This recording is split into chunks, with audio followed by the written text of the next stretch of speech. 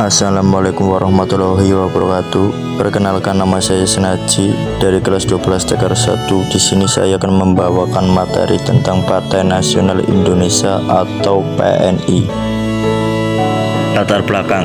Latar belakang berdirinya Partai Nasional Indonesia atau PNI yaitu karena dipengaruhi situasi yang cukup kompleks mengenai sosial politik pada saat itu. Pemberontakan dengan cara keras sudah tidak bisa dilakukan lagi setelah pecahnya beberapa pemberontakan yang dilakukan PKI. Oleh karena itu harus membentuk sebuah gerakan baru. Berdirinya Partai Nasional Indonesia, PNI atau singkatan dari Partai Nasional Indonesia, didirikan pada tanggal 4 Juli 1927 di Kota Bandung. Tokoh-tokoh yang terlibat dan bergabung dengan PNI meliputi Insinyur Soekarno, Insinyur Anwari, Dair Samsi, Dair Cipto Mangunkusumo, Budiarto SH, dan Sartono SH. Pada awal berdiri, partai ini bernama Perserikatan Nasional Indonesia, tetapi kemudian pada tahun 1928 berganti nama menjadi Partai Nasional Indonesia. Pada kongres pertama untuk meresmikan PNI, Insinyur Soekarno kemudian ditunjuk untuk menjadi ketua, tetapi pada perkembangan selanjutnya Mr. Sartono menggantikannya sebagai ketua. Ajaran yang menjadi dasar PNI adalah marxisme atau bisa diartikan sebagai perjuangan sosio-demokratis dan sosionalis. PNI berhasil melakukan beberapa kongres yang sangat ditentang oleh pemerintah Hindia Belanda pada saat itu. Tujuan dari Partai Nasional Indonesia: 1. Usaha dalam bidang politik. PNI berusaha memperkuat rasa kesatuan dan persatuan kebangsaan, memajukan pengetahuan sejarah kebangsaan, kehidupan politik, dan memberantas segala penghalang usaha kemerdekaan.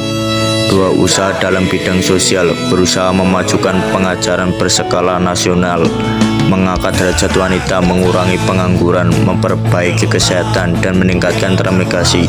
3. Usaha dalam bidang ekonomi, berusaha memajukan ekonomi melalui perdagangan rakyat, koperasi, industri kecil, kerajinan-kerajinan, dan bank-bank. Perkembangan Partai Nasional Indonesia kemudian membuat Belanda semakin resah karena ajarannya mengenai pergerakan kemerdekaan pada tanggal 24 Desember 1929. Pemerintah Hindia Belanda kemudian mengeluarkan pemerintah untuk penangkapan para tokoh-tokoh PNI. Setelah 5 hari kemudian para tokoh-tokoh PNI ditangkap, dan pada tahun 1930 para tokoh yang berhasil ditangkap seperti Insinyur Soekarno, Muhammad Hatta, dan Sultan Syahrir dimasukkan ke dalam penjara Sukamiskin. Dalam masa di pengadilan, Insinyur Soekarno sempat membacakan pidato yang cukup terkenal sampai sekarang, yakni berjudul Indonesia Menggugat. Soekarno membacakan pidato tersebut sebagai gugatannya di pengadilan. PNI pun akhirnya dibubarkan saat dipimpin oleh M.R. Sartono. Ia kemudian membentuk Partindo atau Partai Indonesia pada tanggal 25 April 1931.